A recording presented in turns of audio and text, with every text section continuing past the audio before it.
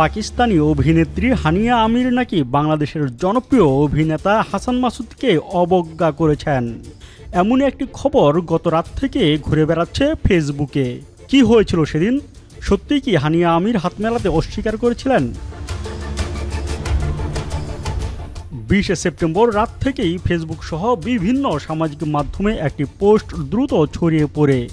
সেখানে দাবি করা হয় ঢাকার শিল্পকলা একাডেমির একটি অনুষ্ঠানে তারকাদের এক মিলন মেলায় পাকিস্তানি অভিনেত্রী হানিয়া আমির উপস্থিত ছিলেন। ওই অনুষ্ঠানে অভিনেতা হাসান মাসুদও ছিলেন।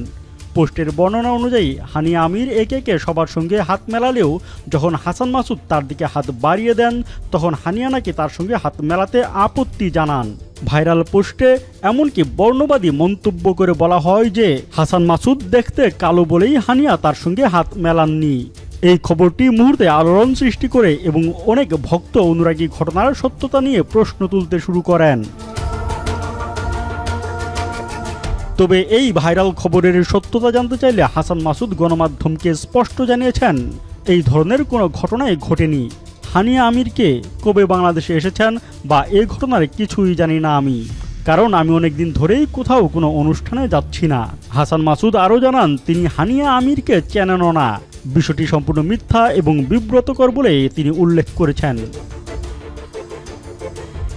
প্রসঙ্গত, পাকিস্তানি অভিনেত্রী হানিয়া আমির প্রথমবারের মতো বাংলাদেশে এসেছেন গত 18 সেপ্টেম্বর রাতে। আন্তর্জাতিক ব্র্যান্ড সানসিল্কের আমন্ত্রণে তিনি এই সফরে আসেন। ঢাকায় পা রেখেই তিনি তার সামাজিক যোগাযোগ মাধ্যমে বাংলাদেশি ভক্তদের ভালোবাসা এবং আতিথেয়তার জন্য ধন্যবাদ জানান। তিনি আহসান মঞ্জিল ঘুরে দেখেছেন, ফুচকা ও ঝালমুড়ি খেয়েছেন এবং একটি 5 তারকা হোটেলে সানসিল্কের আয়োজনে একটি অনুষ্ঠানেও অংশ নিয়েছেন।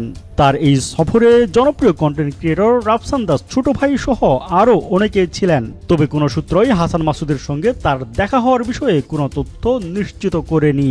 বিভিন্ন সংবাদ মাধ্যমের তথ্য অনুযায়ী এই গুজবটি প্রাথমিকভাবে একটি ফেসবুক পেজ থেকে মজা করে পোস্ট করা হয়েছিল, যা পরবর্তীতে ভুল তথ্যের ভিত্তিতে ব্যাপক হারে ছড়িয়ে পড়ে। বিনোদন ডেস্ক, বাংলাদেশের খবর।